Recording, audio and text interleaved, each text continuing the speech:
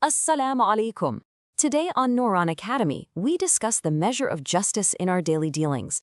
If you benefit, please support by subscribing and sharing as a sadaqah. You know, the marketplace, the souk, it's always been the beating heart of a Muslim city. But it was so much more than just a place for economics, right? It was this incredible space where your faith was lived out every single day. Every transaction, that was a test of your character. The ethical health of the whole community was right there for everyone to see. And that really gets to the heart of what we're talking about today. We're going to explore this idea through the story of a trader, a man named Hassan. See, he was someone who deeply understood that justice isn't something you can just assume is there. No, it has to be measured, it has to be calibrated, and you have to defend it with every single transaction. So where does our story begin? Well, like all worthy actions, it has to start with the intention. Let's picture Hassan. He's in his modest stall. You can almost smell the grains and the oils in the air. He isn't just getting ready for a day of business. For him, this is a day of worship, expressed through his work. This right here, this was Hassan's daily niyyah. It was this quiet commitment he made to himself before anyone even showed up. And, you know, in Islam, the intention, the niyyah, is everything. It's what can take a totally mundane act, like just selling some grain, and transform it into something spiritually profound. It really sets the entire direction for your day. Okay, so he has this sincere intention. But what good is it if it doesn't lead to action? It wasn't enough for Hassan to just want to be fair. He got that true justice? Well, it demands discipline. It means paying meticulous attention to all those little details, the very same details that most other people would probably just wave off as insignificant. And think about how subtle this really is. A scale can drift just a fraction of a gram over time.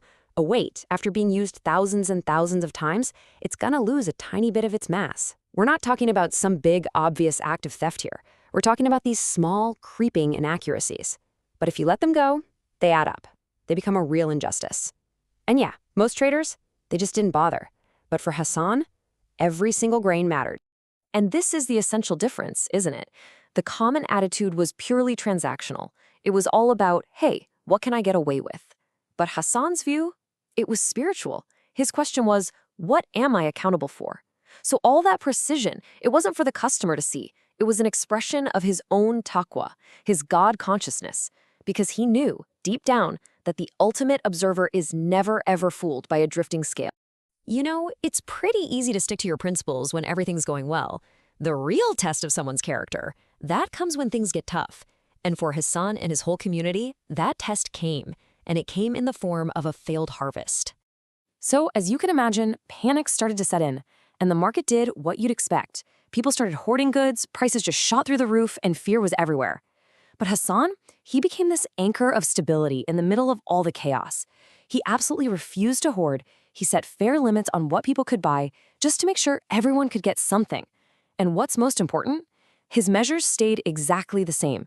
They were precise, unchanged. His commitment to justice had nothing to do with market conditions. Now, actions like these, they always have consequences, but maybe not the ones you'd expect. Sure, in the short term, Hassan probably earned less profit than the guys next to him, but in the long run, oh, he was accumulating a different kind of currency, one that's way more valuable than gold. What happened was, people started flocking back to Hassan's stall, and it wasn't because he was the cheapest, it was because he was the most reliable. In this world that had suddenly become so uncertain and full of panic, his little stall was like an island of absolute certainty. When you went to him, you just knew what you were getting. There was this peace of mind that came with every single purchase. And this simple phrase started to spread from person to person. It literally became his reputation. What an incredible testament to his integrity. I mean, think about it. Parents felt so secure in his character that they would send their own children to his stall. All by themselves, just knowing they'd be treated with perfect fairness. What Hassan built here is a perfect living example of amana. And this is such a profound concept in Islam. It's the sacred trust. And it's not just about, being honest in business. It's about fulfilling every single one of your responsibilities to God, to other people, to your community, with absolute integrity. You could say that Hassan's precise scales were really just a physical manifestation of his commitment to that sacred trust. So at this point, Hassan's character is rock solid. He's seen as a pillar of the community. But there was one final test coming his way. an offer that was going to pit his principles directly against the promise of a whole lot of profit. So a big wholesaler comes to him with a really tempting deal. Exclusive access to goods, better prices, basically a guarantee of greater success. But there was a condition. And it was presented as just a minor thing, just a slight customary rounding of the measures. The wholesaler even argued it was just standard practice. And Hassan? He refused, without even hesitating. That night, Hassan wrote down this really powerful reflection. He understood a universal truth, didn't he? That our character, it isn't eroded in some big dramatic failure. No, it's eroded in the small, daily compromises we make. That tiny rounding of the scales, for him, that was the first step on a very slippery slope, a slope leading away from justice. And that became his true legacy.